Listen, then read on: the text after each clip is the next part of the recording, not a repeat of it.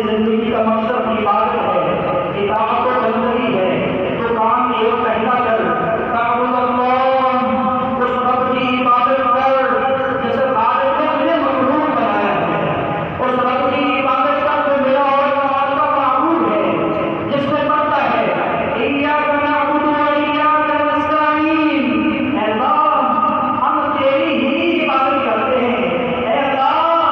ہم تجھ ہی سے مدد مانگتے ہیں، اللہ تو ہی عبادت کے لائق ہے، تو نے یہی حکم دیا ہے کہ عبادت کرنا اخلاص سے کرنا، عبادت کرنا میری رضا کے لیے کرنا، عبادت کرنا میرے مصطفیٰ کے طریقے کے مطابق عبادت کرنا۔ میرے محبوب کے اوپر نے فرمایا اگر تو اپنی جنت کا مہمان بننا چاہتا ہے ان تعبد اللہ، اللہ کی عبادت کر، اس میں کسی کو شریک کر۔ بھائیو اگر کیجیے اس کا ہے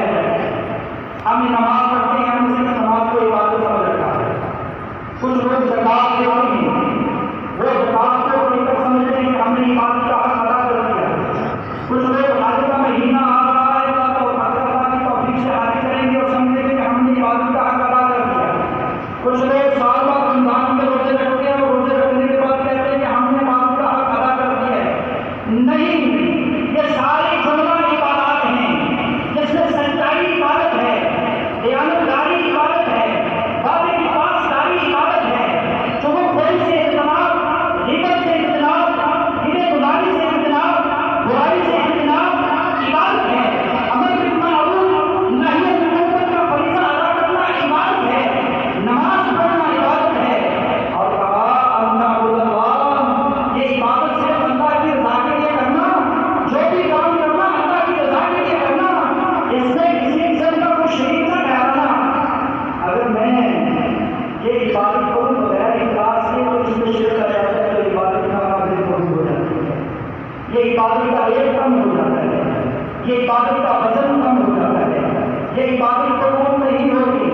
اگر اس عبادت کو کرتے ہوئے میں اپنے ذہن میں خیال پیدا کر دوں کہ مجھے دیکھنے والے دیکھ کے کہیں بڑا اچھا کاری ہے، مجھے دیکھنے والے دیکھ کر کہیں بڑا اچھا سنی ہے، مجھے دیکھنے والے کہیں کہ بڑا اچھا قریب بہادر پہلوان ہے، بڑا مجاہد ہے، بڑی انتھک محنتیں کرنے والا ہے، ذہن میں یہ خیال آتا ہے، یہ ہوا منصورہ منظر اللہ اس کو ہوا میں اڑا دیتے ہیں، اس کا کوئی فائدہ نہیں۔ عبادت کرتا ہے، اس میں ذرہ برابر بھی احسان جتلاتا ہے، کسی کے اوپر احسان کرتا ہے اور کہتا ہے کہ میں نے تیرے ساتھ یہ احسان کیا، نیکی کر کے نیکی جتلانے والا عبادت کے ثواب کو ضائع کر رہا ہے۔ اور اسی طرح وہ بھی شرک کر رہا ہے، وہ بھی شرک کر رہا ہے، جو اپنی ہوا پرستی میں لگا ہوا ہے،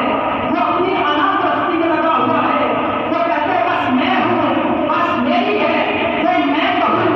وہ ہوگا، جو اور کہے وہ نہیں ہوگا۔ یہ انا پرستی، یہ انانیت جب تک میرے اور آپ کے اندر سے نہیں گرتا، اس وقت تک میں اور آپ اللہ کی عبادت کا حق ادا نہیں کر سکتے۔ اپنے اندر عاجزی پیدا کیجیے، اپنے اندر تواضع پیدا کیجیے، اپنے اندر انکساری پیدا کیجیے، عبادت کیجیے، رب العالمین میں کیجیے، عبادت کیجیے، اخلاص کے ساتھ کیجیے، عبادت کیجیے، تکبر سے پاک عبادت کیجیے۔ شیطان نے ذرا بھی گھمنڈ کیا تھا، تکبر کیا تھا، آپ نے اسے حسد دیکھ لیا اور کیا ہو رہا ہے، کیا ہوگا کہ میرا بچہ اندھا ہے، مجھے آپ کو چاہیے گھمنڈ نہ کرنا، تکبر نہ کرنا، شرک نہ کرنا۔ محبوب پیغمبر نے فرمایا اگر یہ عبادت اس طرح کر دیتا ہے تو محبوب پیغمبر کی زبان عطا سے یہ بات ہوگی کہ تو اپنی جنت کا مہمان ہے۔ دوسرا عمل آپ نے فرمایا عبادت کرنے والے وتقیم الصلاۃ، نماز کو پڑھنا، نماز کی ادائیگی کرنا، نماز کو پڑھنا، یہ پر وقت نماز ادا کرنا کی بہترین عبادت ہے۔ عبادتوں میں بہترین عبادت، افضل ترین عبادت، افضل ای الاعمال افضل، کون سا عمل بہترین عمل ہے؟ عبداللہ بن مسعود نے سوال کیا تھا، محبوب پیغمبر نے فرمایا الصلاۃ علی وقتها، نماز کو اس کے وقت پہ ادا کرنا۔